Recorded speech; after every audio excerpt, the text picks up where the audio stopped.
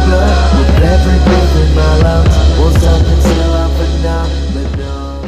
What is up, phenomenal fans? I am back at it again with another video, and today I am here to provide my reactions to Clash of Champions Gold Rush, because every pay-per-view, every Raw, every whatever has got to have a tagline. So I just got done watching Clash of Champions Gold Rush. No, we're not doing that anymore. I just got done watching Clash of Champions, and I'm going to bring you my results, my reactions, my review, my RRR. Remember when that was a thing on the channel years ago?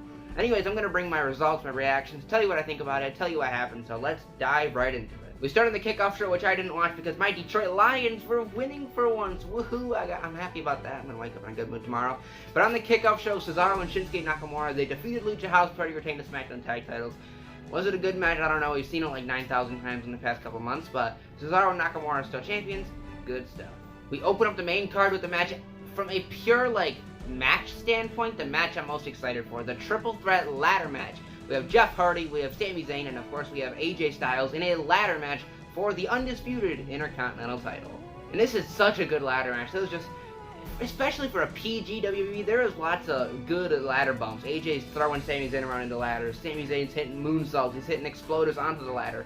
One spot, oh, this one was bad. So Jeff Hardy, he's like hanging upside down face first from the ladder. Like his legs are kind of hooked up on the top of the the ladder, and he's just hanging upside down face first, so it's hard to explain it. I'll put in a little animation showing you a little bit how it was in my lovely animated stuff. Isn't that just lovely? Anyways, though, Sami Zayn just tips Jeff Hardy over, and oh, this was scary. He's got Jeff Hardy hanging upside down from the ladder. He just throws the ladder to the outside. Jeff Hardy and the ladder go tumbling down, and he gets smashed in the ladder. Ooh, it was very horrible. And then Jeff Hardy, doing Jeff Hardy things, climbs to the top of a very tall ladder, hits a very great looking swanton bomb through Sami Zayn, through the ladder. Lovely stuff.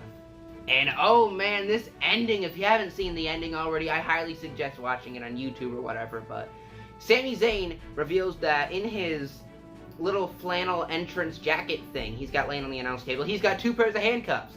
So he goes over to the outside of the ring, pulls a Randy Orton going after the earlobe of Jeff Hardy. He literally, I'm not lying here, go watch it if you need to, he literally handcuffs the earlobe of Jeff Hardy to a ladder. Then he goes in the ring, and he's trying to handcuff AJ Styles to a ladder, so then, he can just go up there, win the title, woo-hoo. Styles is, fighting it. But it gets to the point where Styles is just pounding on Sami Zayn. He gets up, he's getting ready to climb the ladder. But then, somehow, Sami Zayn has handcuffed Styles to him, so Jeff Hardy's on the outside, then we got these two handcuffed together. So then AJ is just trying to carry the dead weight of Sami Zayn up the ladder. He's got him up the fireman's carry. He's making it up. Jeff Hardy's starting to come in the ring with a ladder connected to his ear of all things. And then all of a sudden, as AJ's sort of trying to get the title, Sami Zayn sneaks the key. Commentary said it was in his mouth. I'm sure it probably was, but Sami Zayn secretly's got the key, unlocks himself in AJ, pushes AJ over or whatever, just enough to climb the ladder all the way, grab the titles. Sami Zayn is still, he's your new, whatever you take on that. Sami Zayn is the rightful Intercontinental Champion. My oh my, WWE in 2020 just pulled out one of the most creative ladder match endings I have ever seen. I am not lying. This was so good. One of the best matches I've seen in a while in 2020, especially in this lockdown era, because it was just so good. There was so much carnage, but not enough carnage for it was like a spot fest. AJ's doing flips, Hardy's doing dives. It was just so good. Watch if you haven't already. And of course, that ending just is the icing on the cake for a lovely ladder match between 3 of the best in the world. Sami Zayn is the Intercontinental Champion. Mwah. Next, we go to the match that was originally on the kickoff show. We've got Zelina Vega, who has recently broken up from Vega Boys Enterprises, challenging Asuka for the Raw Women's title.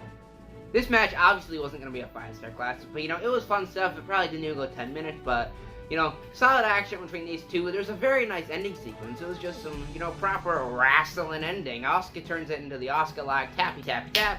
Asuka retains the women's title. But we're not done, because as Asuka's getting interviewed, she's talking about how Vega may be small, but she's powerful, she's a threat, she's all that good stuff. I can't think of exactly what she said. Asuka goes for the handshake. Zelina says, no, I'm gonna bow to you. Asuka goes to bow. Zelina, bang, kick to the midsection.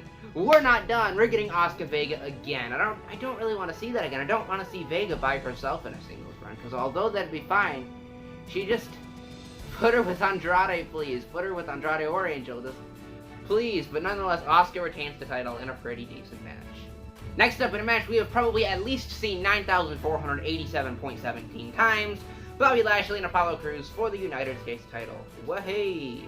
This match was actually pretty good. From all of the Lashley Crews matches, this probably was the best. It was, just back and forth, big moves, big kickouts, just good stuff. In the end, Lashley with the best finisher in the game. It's no longer the full Lashley. It's now the Hurt Lock, which I guess is not as stupid as the full Lashley, but it's also just as basic as it gets. My little 8-year-old sister could have come up with something better, but Lashley retains the title. Now let's have this match 12 more times on Raw tomorrow night.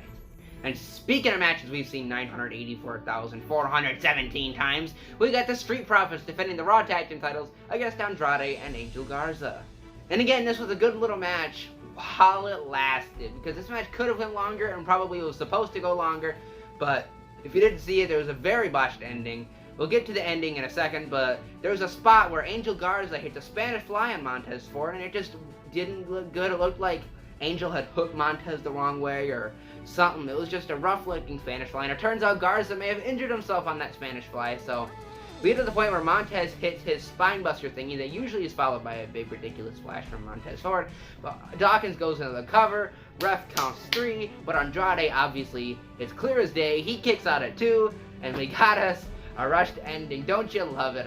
It just sucks. The same thing happened on Raw with Ivar, and just pray for Angel Garza. I hope he's not severely injured like Ivar is. Ivar hopefully is gonna have a speedy recovery. Hopefully Angel Garza has a speedy recovery as well. This was a fun match though while it lasted. Street Profits retained.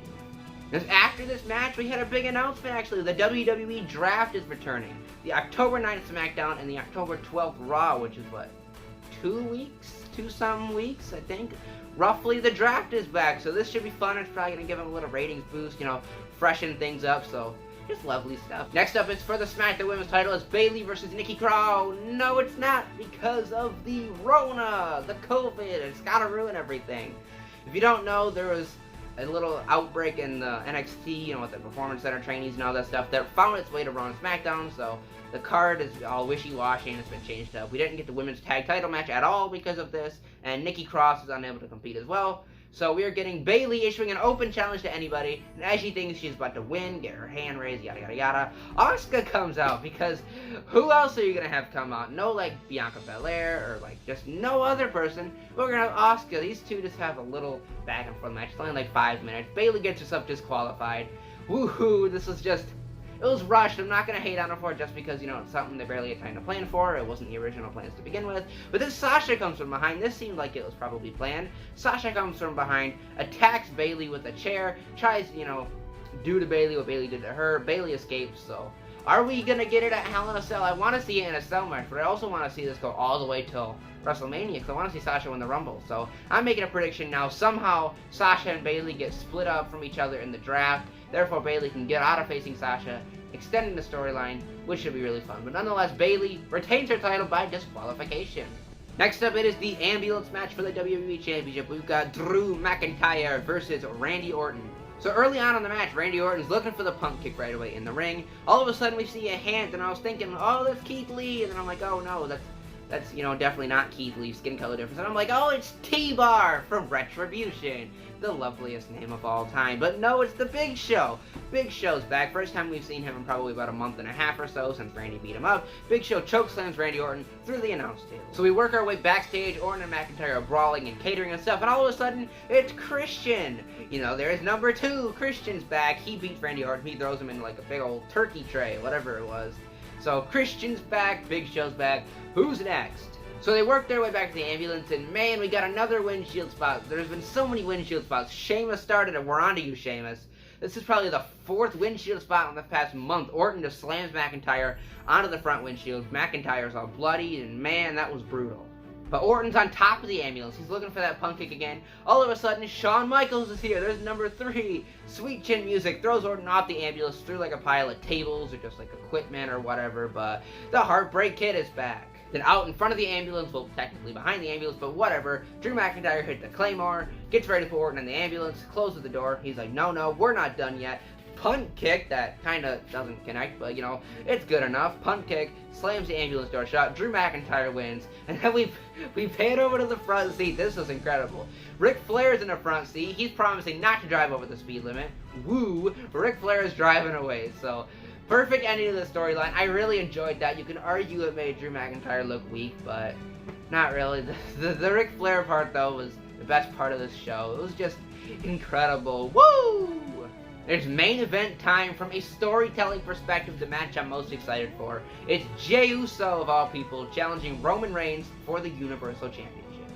So Roman Reigns, who promised a wardrobe change, he comes out, well, kind of. You can see how jacked he is. You can see all them tattoos and the muscles, and whoa, he's a great, he's a great looking man and all, no homo, but he's got a good physique going, but he's just gonna wrestle shirtless. He's still in his cargo pants, but way! And man, this is storytelling at its finest. I'm gonna suggest that you go watch this one as well, along with that ladder match and Ric Flair driving away, because man, storytelling, this was good. This is probably one of the best stories, and I think they might be able to suck some more out of it. But don't do too much though, but oh man, this is storytelling at its finest. Reigns is just battering Uso. Uso comes close to winning. He hits a super kick. He hits a splash. He came very close. But then Reigns, as he was kicking out, hit him in the diddlers, hit him with a low blow. So Reigns hits a spear, hits another spear. Did I say Ray again? You know, I keep this in the video. This is probably the third time I've done a take on this. I keep saying Ray. I'm mixing Jey and Reigns. It's Rey Mysterio all of a sudden. Reigns, though, he hits a couple spears. He's telling Jey it's all over. It can be over. Just say I'm the tribal chief. Say I provided for the family, the kids. I put food on the table. And Jey's just refusing to go down, refusing to give in to Roman Reigns. He's just, battering him, like we all see. It's almost hard to watch. He's just destroying him, hitting him with more spears, telling him to end it. Charles Robinson, the referee, he's trying to get in there. He's telling him if he gets in there one more time, he's going to beat up Charles Robinson and, kill him. All of a sudden, Jey Uso, who's injured at the moment, comes out, tells Jey he's going to throw in the towel. Jey's begging him not to, and then Reigns is telling Jimmy, you do it. You tell me I'm the tribal chief, blah, blah, blah. And he's just pounding on Jey some more until Jimmy ends up having to throw the towel in. He goes in there. Reigns still is trying to beat him up after the bell.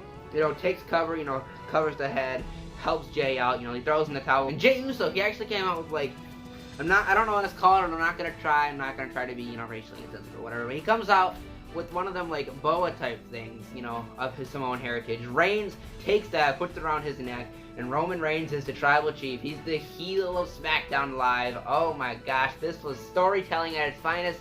I don't remember since maybe even Punk Cena, since we've had some better storytelling, other than Gargano, Ciampa, Owens, and Zayn in NXT. Maybe even Sasha Bayley, but man, this was storytelling at its finest. Reigns, he just battered Jey. I feel bad for Jey, and that's the point. Are we going to get more from this? I feel like we could get more. I don't think we're going to get Reigns and Jimmy, because Jimmy's still a little injured, but this was excellent. If you didn't see Clash of Champions, I'd suggest it. Although you had a couple wishy-washy finishes, you had the Raw tag ending in a hurry, you had the SmackDown Women's, but that wasn't planned in the first place. Despite those, it was, good pay-per-view. There wasn't really a bad match. The ambulance match was surprisingly good. The main event was incredible at storytelling. The ladder match was awesome. The in-between matches were, entertaining enough. So, just a fun pay-per-view. I thank you guys for watching. If you enjoyed this video, smash the like button. I'll appreciate it. Also, tell me, what do you think about Clash of Champions? Was it a good pay-per-view? Did you see it? 'Cause if you didn't see it, I'd suggest go watching it. At least the opening match and the ending match. The storytelling in that ending match was superb. It was incredible. I thank you guys for watching. Take care, stay positive, and I'll see you in the next one.